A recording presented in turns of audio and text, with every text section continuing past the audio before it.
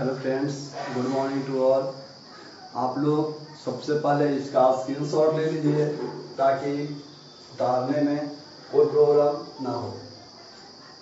तो आप लोग इसका स्क्रीनशॉट ले चुके होंगे। तो हम लोग अब आगे की ओर बढ़ते हैं। तो हम लोग देखे थे पिछला क्लास में कि हम लोग पढ़ चुके थे कि धातु के ऑक्साइड की प्राप्ति कैसे करते हैं और धातु की प्राप्ति कैसे करते हैं। आज हम लोग देखेंगे कि धातु का शुद्धिकरण हम लोग कैसे करते हैं। तो धातु के परिष्करण या शुद्धिकरण या शोधन, रिफाइनिंग ऑफ मेटल, धातु के परिष्करण, शुद्धिकरण या शोधन से क्या समझते हैं, इसके विधि का वर्णन कीजिए। तो धातु के परिष्करण कहिए या धातु के शुद्धिकरण कहिए या धातु के शोधन कहिए, सब बात सेम है। तो कहता है कि धातु में उपस्थित अशुद्धि को दूर करने के लिए, धातु में जो उपस्थित अशुद्धि रहता है उसे दूर करने के लिए, जो धातु में उपस्थित अशुद्धि रहता है उसे दूर करने के लिए जिस विधि का प्रयोग किया जाता है उसे धातु का परिष्करण कहते हैं। सबसे पहले वैद्युत अपघटन विधि। सबसे पहले क्या? वैद्युत अपघटन विधि। तो वैद्युत अपघटन विधि में जिंक का शुद्धिकरण कर लेते हैं, कॉपर का भी शुद्धिकरण कर लेते हैं, सिल्वर का भी शुद्धिकरण कर लेते हैं, एयू का भी शुद्धिकरण कर लेते हैं, बहुत सारा धातु का शुद्धिकरण कर लेते हैं। कौन विधि से? वैद्युत अपघटन विधि से। तो वैद्युत अपघटन विधि से हम लोग काफी धातु का शुद्धिकरण करते हैं और यह अशुद्ध धातु से शुद्ध धातु प्राप्त करने के लिए बहुत अच्छा विधि है। यह अशुद्ध धातु से शुद्ध धातु प्राप्त करने के लिए बहुत अच्छा विधि है। इसलिए इसका उपयोग जिंक, कॉपर, सिल्वर, मतलब कि सोना, ये सब धातु का शुद्धिकरण करने के लिए किया जाता है। तो कहता है वैद्युत अपघटन विधि में क्या करते हैं। तो इस विधि में एक बर्तन लेते हैं। आपको ये जो लिखा हुआ इस पर ध्यान नहीं दिया हुआ, ये जो लिखा हुआ है, ये जो फिगर, इस पर ध्यान दे, तुरंत याद हो जाएगा। इस विधि में एक बर्तन लेते हैं। इस विधि में क्या लेते हैं? बर्तन लेते हैं। इस विधि में सबसे पहले क्या लेंगे? बर्तन लेंगे। बर्तन लेने के बाद इसमें दो छड़ लेते हैं। सबसे पहले एक बर्तन लेंगे जिसमें दो छड़ लेंगे। पहला छड़ अशुद्ध धातु का होता है, जो एनोड के रूप में कार्य करता है। पहला छड़ अशुद्ध धातु का होता है जो एनोड के रूप में कार्य करता है और दूसरा छड़ शुद्ध धातु का होता है जो कैथोड के रूप में कार्य करता है। पहला छड़ अशुद्ध धातु का जो एनोड के रूप में, दूसरा छड़ शुद्ध धातु का जो कैथोड के रूप में। अगर तांबा का शुद्धिकरण करते तो अशुद्ध तांबा एनोड के रूप में, शुद्ध तांबा कैथोड के रूप में। अगर जिंक का शुद्धिकरण करते तो शुद्ध जस्ता एनोड के रूप में, शुद्ध जस्ता कैथोड के रूप में। इस तरह से तो इस विधि में एक बर्तन लेते हैं जिसमें दो छड़ लेते हैं। एक छड़ अशुद्ध धातु का बना होता है जो एनोड के समान कार्य करता है और दूसरा छड़ शुद्ध धातु का बना होता है जो कैथोड के समान कार्य करता है। इसमें उसी धातु का विलय लेते हैं जो वैद्युत अपघट्य के रूप में कार्य करता है। के रूप में कार्य करता है और जब इसमें विद्युत धारा प्रवाहित करते हैं तो शुद्ध धातु कैथोड पर प्राप्त होता है, जबकि अशुद्धि नीचे क्या आ जाती है? जमा हो जाती है। एक बार फिर से देख लीजिएगा। इस विधि में क्या चीज करते हैं? जिंक, कॉपर, सिल्वर, गोल्ड, ये सब धातु का शुद्धिकरण करते हैं। शुद्धिकरण करते हैं। इस विधि में एक बर्तन लेते हैं। इस विधि में क्या लेते हैं? बर्तन लेते हैं जिसमें दो छड़ लेते हैं। पहला छड़ अशुद्ध धातु का होता है जो एनोड के रूप में, दूसरा छड़ शुद्ध धातु का होता है जो कैथोड के रूप में। इसमें उसी धातु का विलय लेते हैं जो वैद्युत अपघट्य के रूप में कार्य करता है और जब विद्युत धारा प्रवाहित करते हैं तो शुद्ध धातु कैथोड में प्राप्त होता है और अशुद्धि नीचे तल्ली पर जमा हो जाता है। दूसरा हम लोग देख रहे हैं वाष्प प्रावस्था शुद्धिकरण, वाष्प प्रावस्था शुद्धिकरण देख रहे हैं। तो वाष्प प्रावस्था शुद्धिकरण है, तो वाष्प प्रावस्था शुद्धिकरण में हम लोग देखते हैं कि छूट गया था,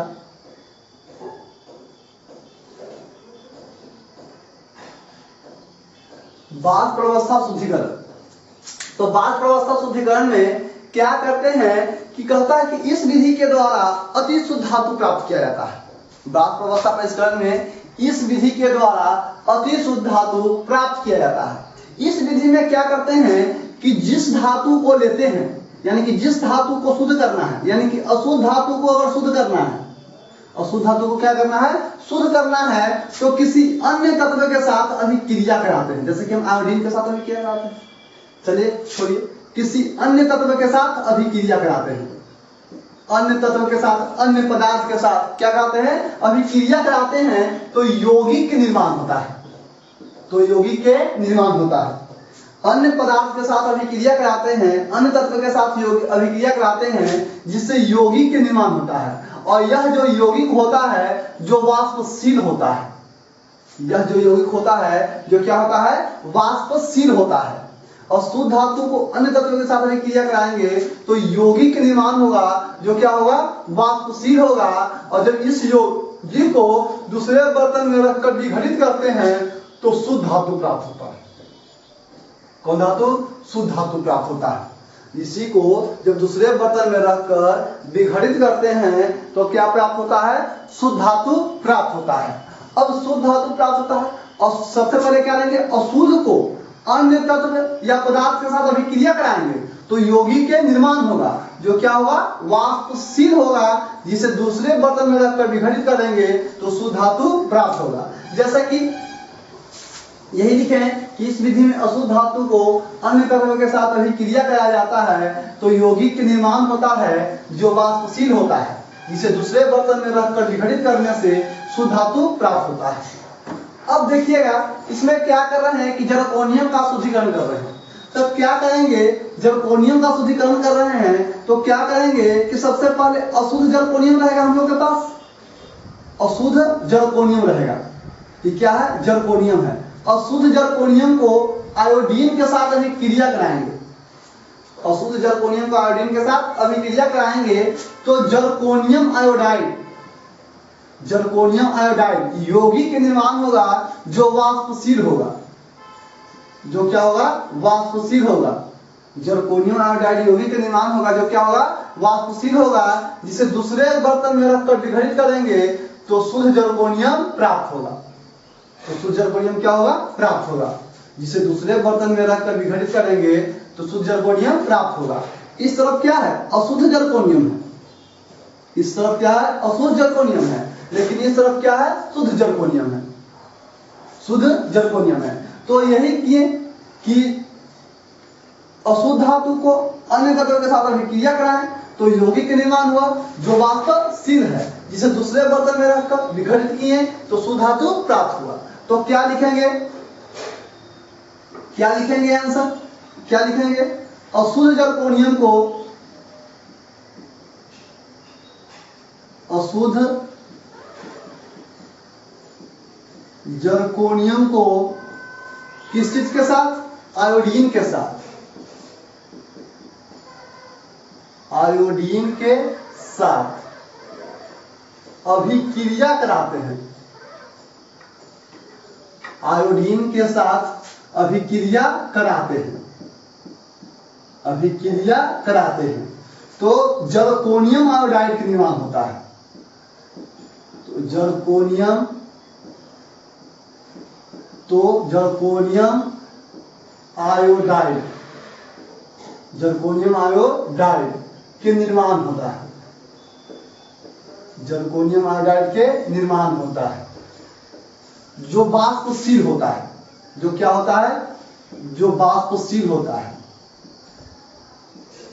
वाष्पशील होता है, होता है, जिसे दूसरे बर्तन में, जिसे दूसरे बर्तन में रखकर विघटित करते हैं,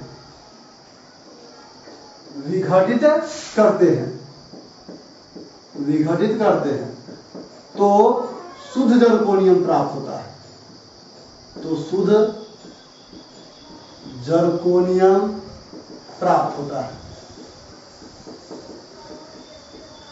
तो शुद्ध जर्कोनियम प्राप्त होता है। क्वेश्चन से ऐसे ही पूछेगा कि जर्कोनियम का शुद्धिकरण वॉन आर्केल प्रकरण से कैसे करते हैं, या जर्कोनियम का शुद्धिकरण वॉन आर्केल विधि से कैसे करते हैं, या कह देगा कि वॉन आर्केल विधि से जर्कोनियम का शुद्धिकरण या जर्कोनियम का परिष्करण कैसे किया जाता है।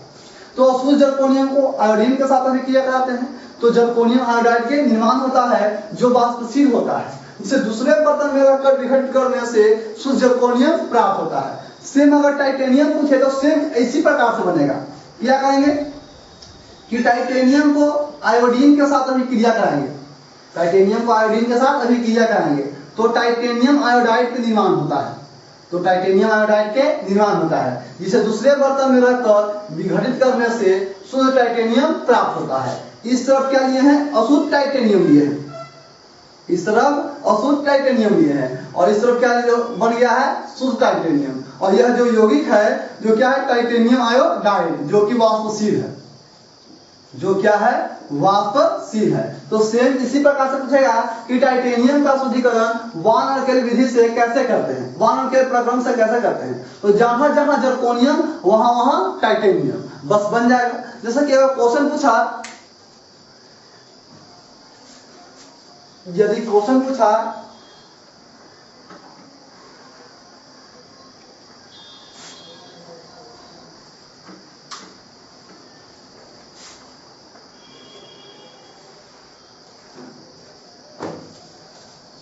अगर पूछे कि निकेल,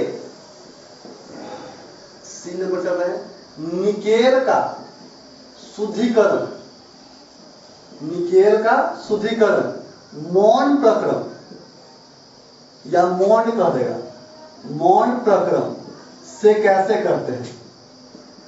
निकेल का शुद्धिकरण, निकेल का शुद्धिकरण मौन प्रक्रम से कैसे करते हैं। तो निकेल का शुद्धिकरण अगर मौन प्रक्रम से पूछेगा, चाहे मौन प्रक्रम कह देगा, निकेल का शुद्धिकरण मौन प्रक्रम से कहेगा या मौन प्रक्रम, यहाँ पर मौन भी कर सकता है, मौन प्रक्रम से कह देगा।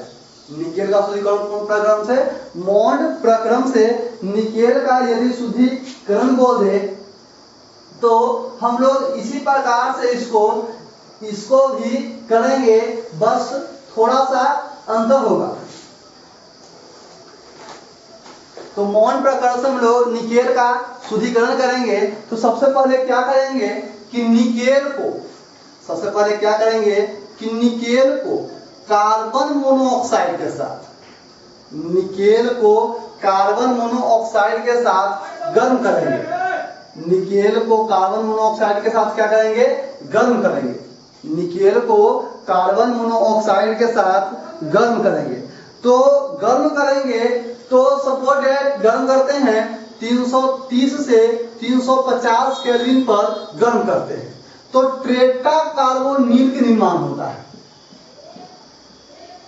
ट्रेटा कार्बोनिल निकेल के निर्माण होता है, जो क्या होगा, वाष्पशील होगा, जो क्या होगा, वाष्पशील होगा, जिसे दूसरे बर्तन में रखकर, जिसे दूसरे बर्तन में रखकर 450 से 470 केल्विन ताप पर गर्म करेंगे तो शुद्ध निकेल क्या होगा, प्राप्त होगा, शुद्ध निकेल प्राप्त होगा। इस तरफ निकेल जो लिए हैं, जो क्या लिए हैं, अशुद्ध, इस तरफ निकेल क्या लिए हैं, अशुद्ध, लेकिन इस तरफ निकेल क्या हो गया, शुद्ध। तो सेम इसी प्रकार से है, इसी प्रकार से है कि नहीं है, बस निकेल का शुद्धिकरण है तो कार्बन मोनोऑक्साइड हो गया। तो क्या लिखेंगे कि जब निकेल को कार्बन मोनोऑक्साइड के साथ, कार्बन मोनोऑक्साइड के साथ अभिक्रिया कराते हैं, अभिक्रिया कराते हैं तो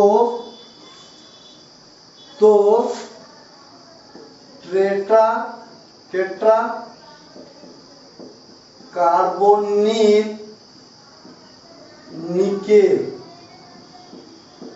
के निर्माण होता है। के निर्माण होता है, जो वाष्पशील होता है, जो क्या होता है, वाष्पशील होता है, वाष्पशील होता है, जिसे दूसरे बर्तन में रखकर विघटित करते हैं तो शुद्ध निकेल प्राप्त होता है। शुद्ध निकेल क्या होता है, प्राप्त होता है। निकेल को कार्बन मोनोऑक्साइड के साथ गर्म करते हैं तो टेट्रा कार्बोनिल निकेल का निर्माण होता है, जो वाष्पशील होता है, जिसे दूसरे बर्तन में रखकर विघटित करते हैं तो शुद्ध निकेल प्राप्त होता है। सिंपल है। तो इसके बाद हम लोग आगे बढ़ते हैं, आगे के विधि में हम लोग देखते हैं कि क्या है। तो अब हम लोग आगे देखते हैं तीसरा नंबर, मंडल परिष्करण, जिसको जोन रिफाइनिंग बोलते हैं, या जोन शुद्धिकरण या क्षेत्र शोधन। मंडल परिष्करण या जोन शुद्धिकरण या क्षेत्र शोधन कहता है कि यह विधि जो है इस सिद्धांत पर आधारित है कि अशुद्धियां की विलयता, यह विधि इस सिद्धांत पर आधारित है कि अशुद्धियां की विलयता, अशुद्धियां की जो विलयता होती है धातु की ठोस अवस्था के तुलना में, धातु की ठोस अवस्था के तुलना में अशुद्धियां की विलयता जो होती है धातु के ठोस अवस्था के तुलना में गलित अवस्था में अधिक होती है। गलित अवस्था में क्या होती है, अधिक हो जाती है। और इस विधि के द्वारा बोरॉन, सिलिकॉन, जर्मेनियम, गैलियम, इंडम, ये सब धातु का जो अर्धचालक के रूप में किया जाता है उसका शुद्धिकरण करते हैं, उसका शोधन करते हैं। यानी कि कह सकते हैं कि इस विधि में बोरॉन, एल्यूमिनियम, गैलियम, इंडम, थैलियम, ये सब धातु का शुद्धिकरण करते हैं, जो कि अर्धचालक होता है, उसी धातु का उपयोग करते हैं। अब देखिएगा इस विधि में क्या करेंगे कि अशुद्ध धातु जो रहेगा या अशुद्ध धातु रहेगा, जैसे कि अशुद्ध बोरॉन हो गया, अशुद्ध सिलिकॉन हो गया, ये सबको क्या करेंगे कि बेलनाकार आकृति बनाएंगे, बेलनाकार आकृति बनाएंगे और इसके ऊपर बेलनाकार आकृति बनाकर इसके ऊपर वृत्ताकार उष्मक रखेंगे। इसके ऊपर क्या रखेंगे, वृत्ताकार उष्मक। माने कि वृत्ताकार उष्मक किस प्रकार से रखेंगे। अब उष्मक को क्या करेंगे कि जब आगे की ओर बढ़ाएंगे, उष्मक को जब आगे की ओर बढ़ाएंगे तो उष्मक या तापक कह सकते हैं, जब उसको आगे की ओर बढ़ाएंगे तो क्या होगा कि शुद्ध धातु पीछे जमा होगा और अशुद्धि आगे की ओर बढ़ेगा। शुद्ध धातु पीछे जमा होगा और अशुद्धि क्या होगा, आगे की ओर बढ़ेगा। इसी प्रकार से आगे बढ़ाते बढ़ाते पूरा शुद्ध धातु पीछे जमा हो जाएगा और लास्ट में क्या हो जाएगा, अशुद्धि बच जाएगा। इसको काट के क्या कर देंगे, अलग कर देंगे। फिर यहाँ से क्या करेंगे कि बढ़ाएंगे तो फिर शुद्ध धातु पीछे की ओर जमा होगा और अशुद्धि आगे की ओर बढ़ेगा। इस प्रकार से फिर अशुद्धि पूरा आ गया और शुद्ध धातु पीछे जमा हो गया, फिर काट के अलग कर देंगे। इस प्रक्रिया को 5 से 7 बार करते हैं तो शुद्ध धातु प्राप्त होता है। यानी कि इस विधि के द्वारा धातु को बेलनाकार आकृति बनाकर उसके ऊपर वृत्ताकार उष्मक या तापर रखकर जब आगे की ओर बढ़ाते हैं तो धातु पीछे की ओर जमा होता है, जबकि अशुद्धि आगे की ओर बढ़ता है। इस प्रक्रिया जब अशुद्धि को काट के क्या करते हैं, अलग करते हैं। इस प्रक्रिया को 5 से 7 बार करने से शुद्ध धातु प्राप्त होता है। यही जो है जो उष्मक है और उत्कृष्ट गैस वातावरण, उत्कृष्ट गैस वातावरण, यह जो है जो धातु का छड़ है, यह जो है बीच में गलित मंडल है और यह जो है जो क्या है, उष्मक है। आगे बढ़ते हैं वर्णलेखिकी, वर्णलेखिकी या क्रोमैटोग्राफी। प्राचीन समय में इसका उपयोग दो पदार्थों को, दो रंगीन पदार्थों को अलग करने में किया जाता था। प्राचीन समय में इसका उपयोग दो रंगीन पदार्थों को अलग करने में किया जाता था, इसीलिए इसका नाम वर्णलेखिकी पड़ा, क्रोमैटोग्राफी पड़ा। इस विधि में क्या करते हैं, अधिशोषण, अवशोषण, अधिशोषण जो है आपको फिजिकल में पढ़ने के लिए मिलेगा, जो कि 5 लेसन में है, पृष्ठ रसायन में है, सरफेस केमिस्ट्री में है। तो कहता है कि यह विधि जो है जो अधिशोषण की क्रिया पर आधारित है, यह विधि जो है जो कौन क्रिया पर आधारित है, अधिशोषण की क्रिया पर आधारित है। और इस विधि में मिश्रण को द्रव या गैसीय माध्यम, इस विधि में मिश्रण को द्रव या गैसीय माध्यम में रखा जाता है और अधिशोषक पर मिश्रण के विभिन्न घटकों का अधिशोषण अलग अलग होता है। यानी कि अधिशोषण के अलग अलग होता है। कहीं कहीं लिखा रहेगा कि आप बताइए कि जो कागज वाला वर्णलेखिकी है, पेपर वाला जो वर्णलेखिकी है, पेपर वाला जो वर्णलेखिकी है, तो पेपर वाला वर्णलेखिकी का प्रयोग कहाँ करते हैं? पेपर वाला वर्णलेखिकी का उपयोग कहाँ करते हैं? तो पेपर वाला वर्णलेखिका का प्रयोग वितरण वर्णलेखिकी में करते हैं। पेपर वाला वर्णलेखिकी का प्रयोग वितरण में करते हैं। और अगर कह देगा कि आप बताइए कि जो अधिशोषण वर्णलेखिकी है, जो क्या अधिशोषण वर्णलेखिकी है यानी कि स्तंभ वर्णलेखिकी है, उसका उपयोग अधिशोषण वर्णलेखिकी में करते हैं। तो सिंपल यह विधि अधिशोषण की क्रिया पर आधारित है और इस विधि में मिश्रण को द्रव या गैसीय माध्यम में रखकर जाता है। तो अधिशोषक के मिश्रण के विभिन्न घटकों का अधिशोषण अलग अलग होता है। अगला श्रावण विधि कहता है, इस विधि का उपयोग वैसे धातु को शुद्धिकरण करने के लिए किया जाता है जिसका क्वथनांक कम होता है। जिसका क्वथनांक कम होता है उसको कौन विधि से? श्रावण विधि से करते हैं। अर्थात जो वाष्पशील होते हैं उसको श्रावण विधि से करते हैं, जैसे जिंक, कैडमियम, मरकरी।